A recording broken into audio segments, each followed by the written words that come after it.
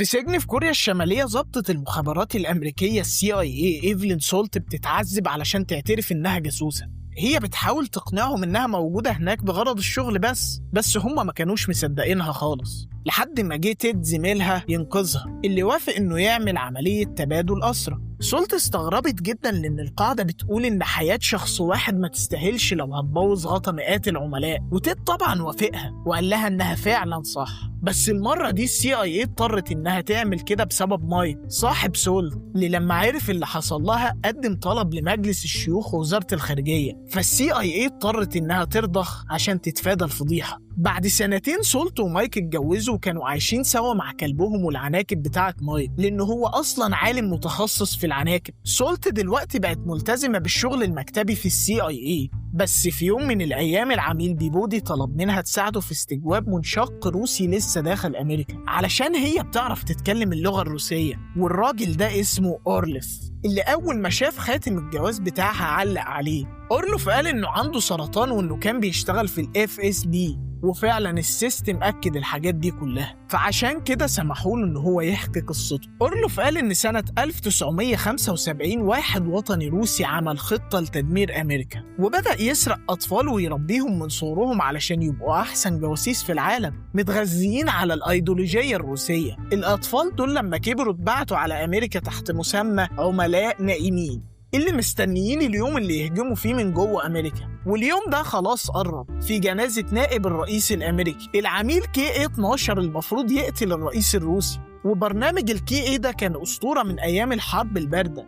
فالCIA افتكر إن أورلوف بيهزر وبيبيع لهم كلام فاضي، فنهوا معاه الاستجواب بسرعة. وهم بيخرجوا أورلوف قال إن اسم العميل KA-12 هو إيفلين سولت هنا حست إنها اتدبست وطلبت من تيد إنها تكلم مايك، خصوصاً بعد ما أورلوف علق على خاتم جوازها، بس مايك ما ردش عليها. بيبودي كان لسه محتاج إنه يتحقق من كل الاحتمالات، فحبس سولت في مكتب لحد ما يقرر هيعمل إيه. في الوقت ده شوية عملاء حاولوا ينقلوا أورلوف أوضة تانية بالأسانسير، لكن أورلوف فاجئهم بسكينة كان مخبيها في جزمته وقتلهم هما الاتنين. أورلوف هرب من المبنى، والCIA كانوا مشغولين جدا بخطة التتبع، لدرجة إن سولت خرجت من المكتب وقالت لهم إنها داخلة الحمام ونزلت من سلم الطوارئ، لكن العملاء أخيراً خدوا بالهم وابتدوا يقفلوا الأبواب. سولت هنا مسكت طفاية حريق وابتدت ترش على الكاميرات علشان تعميهم ومحدش يعرف يتابعها. وفي اللحظة دي تيد كلمها على تليفونها وقال لها إنها كده شكلها بقى مدان أكتر، لكن سولت ما اهتمت،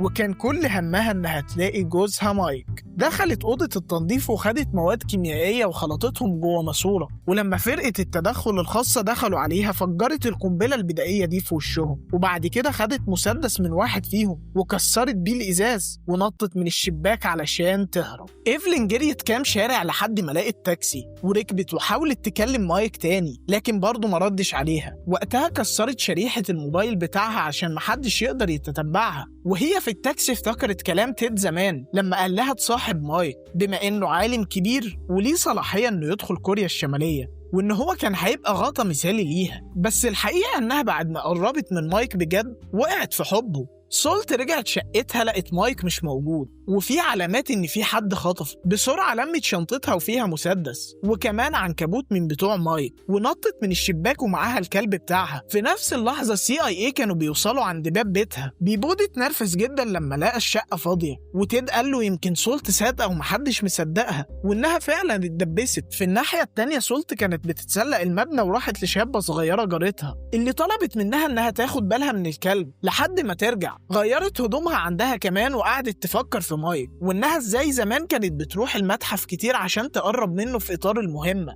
لكن بعد شوية بقت بتحبه بجد. بعدها نزلت من المبنى لابسة طاقية على راسها، لكن تيد لمحها وابتدوا يجروا وراها في الشارع لحد ما حصروها على الطريق السريع. سولت حاولت تقنعهم إنها بريئة وإن في حد تاني هو اللي هيقتل الرئيس الروسي وإن هم بيحاولوا يلهوهم بيها، لكن محدش صدقها. وقتها خدت قرار مجنون إنها تنط من فوق الكوبري على عربية نقل ماشية، وده ساعدها إنها تهرب. CIA على طول حاولوا يطردوها، لكن سولت ابتدت تنط من عربية لعربية. بيبودي بدأ يضرب عليها نار لحد ما أصابها في جنبها، ووقعت وحاولت إنها تكمل جري على رجلها، وفجأة ظهر موتوسيكل على الطريق. سولت زقت اللي راكبه وخدت الموتوسيكل منه وابتدت تجري بين العربيات، والCIA وراها لكن ما عرفوش يلحقوها. في الوقت ده بيبودي وصل له تقرير من فريق البحث بيأكد إن سولت فعلا فقدت أهلها وهي صغيرة، وبعدين اتبعتت على روسيا. يعني القصة اللي حكاها أورلوف كانت صح. سولت في الناحية التانية دخلت بار بتاع موتوسيكلات عشان تنظف جرحها. بعد ما سولت طلعت من البار ركبت أتوبيس رايح لنيويورك، وهي في الطريق افتكرت اليوم اللي خرجت فيه من السجن من كوريا. ساعتها اعترفت لمايك إنها عميلة في الCIA وإن علاقتهم ما ينفعش تكمل، بس مايك ما اهتمش وقال لها إنه عايزها مهما حصل. لما وصلت نيويورك نزلت في فندق باسم مزيف، وخدت في الطريق بتاعها جاكيت من على الشماعة ودخلت أوضتها وابتدت تكشف عن حقيقتها. شالت العدسات وخلعت طقم الأسنان الصناعي بتاعها. بعد كده اتضح إنها فعلا عميلة روسية نائمة، وإن ظهور أورلوف من الأول كان جزء من الخطة علشان يوصلها لمهمتها الجديدة. سولت كانت مجهزة ترسانة سلاح كبيرة، وخدت السم من عنكبوت مايك عشان تدهن بيه رصاصتها. بعد كده فتحت اللابتوب وحملت خرائط أنفاق المترو عشان تخطط منها عملية اغتيال الرئيس الروسي. وهي بتصبغ شعرها افتكرت أول يوم اتقابلت فيه في الCIA، وإزاي ضحكت عليهم وخلتهم كلهم يصدقوا إنها عايزة تحمي أمريكا بجد.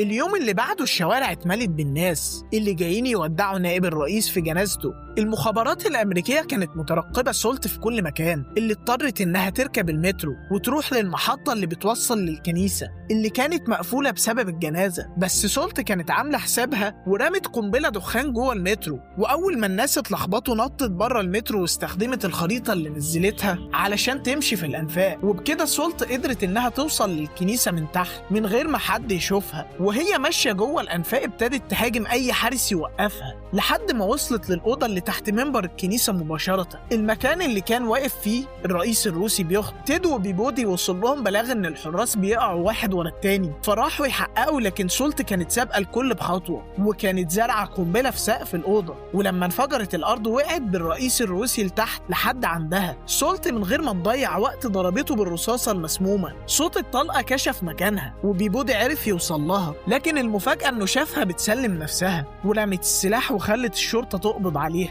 وهي خارجة من الكلبشة تيد كان بيزعق فيها متألم من خيانتها. وفي نفس الوقت تم الإعلان إن الرئيس الروسي مات وهو في الطريق للمستشفى. سولت وهي راكبة عربية الشرطة افتكرت طفولتها لما كانت صغيرة واتعمل لها جراحة تجميل كاملة علشان يغيروا ملامحها، وتم تسميتها باسم إيفلين سولت. وحكوا لها قصة أمريكية مزيفة كغلاف، وافتكرت الطفل اللي كان نايم جنبها في المعسكر وقال لها إنها هتوحشهم، بس سولت ما ردتش عليه. العربية وصلت على الكوبري وفجأة سولت بدأت تهاجم الضباط جوه، وخلت العربية تخبط في عربيات الشرطة التانية. بعد ما سولت اصطدمت بأكبر عدد ممكن من عربيات الشرطة، خلت العربية تتجه ناحية الجسر ونطت بالعربية من فوقه، بس قدرت إنها تنجو بسبب الوسائد الهوائية، ونزلت وسط الناس اللي اتجمعوا حوالين الحادث، واستغلت الحادثة دي علشان تختفي بسرعة، وخدت كاب من محل قريب علشان تغير شكلها. بعد ما خدت مركب صغير، وهنا بدأت تفتكر يوم رجوعها لأمريكا وهي طفلة لما سلموها لأسرة جديدة. لما وصلت المينا شافت في الأخبار إن في مظاهرات ضخمة في روسيا ضد أمريكا بعد ما حاولوا اغتيال الرئيس الروسي، ودخلت بار قريب وهناك قابلت أورلوف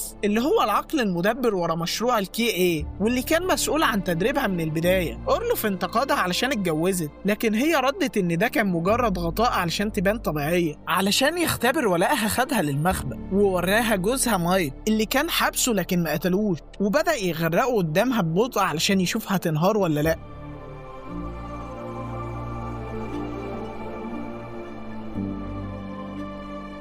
بعدها أورلوف قال لها على الخطة الجاية إن هم يسيطروا على الأسلحة النووية الأمريكية، وقال إن في ضابط هيلبس زي الناتو وهيقابلها على طيارة ويديها التعليمات الأخيرة. لكن فجأة وبحركات غير متوقعة مسكت سولت إزازة وقتلت أورلوف لأنها كانت شايفة إن هو دمر حياتها كلها. بعدين مسكت شوية قنابل وأسلحة وقتلت كل اللي موجودين في المقر. للأسف لما راحت تدور على مايك لقيته مات غرقان، وبدأت تدخل في لحظة حزن وانكسار، وافتكرت يوم فرحها اللي كان يعتبر أجمل يوم في حياتها. بعد كده خدت الطيارة اللي كانوا متفقين عليها، وهناك اتفاجئت بأنها قابلت شنايدر، وده كان الطفل اللي كان معاها في التدريب زمان، وقال لها إنها هتوحشهم. شنايدر دلوقتي بقى عقيد كبير، وهو اللي هيقدمها كمساعدة شخصية ليه في البيت الأبيض. كمان قال لها إن في عملاء تانيين موجودين بالفعل جوه البيت الأبيض ومستنيين ساعة الصفر. بعد ساعات قليلة وصلوا لواشنطن، وسولت لبست بدلة رجالي مع هوية مزورة كان شنايدر مجهزها ليها، واستعدت إنها تنفذ المرحلة الأخيرة. الخطة كانت إنهم يقتلوا الرئيس الأمريكي. إيفلين سولت ومعاها شنايدر لاحظوا إن وكالة CIA موجودة في الاجتماع مع الرئيس، وفجأة وضمن الخطة شنايدر بدأ يمثل إنه فقد أعصابه،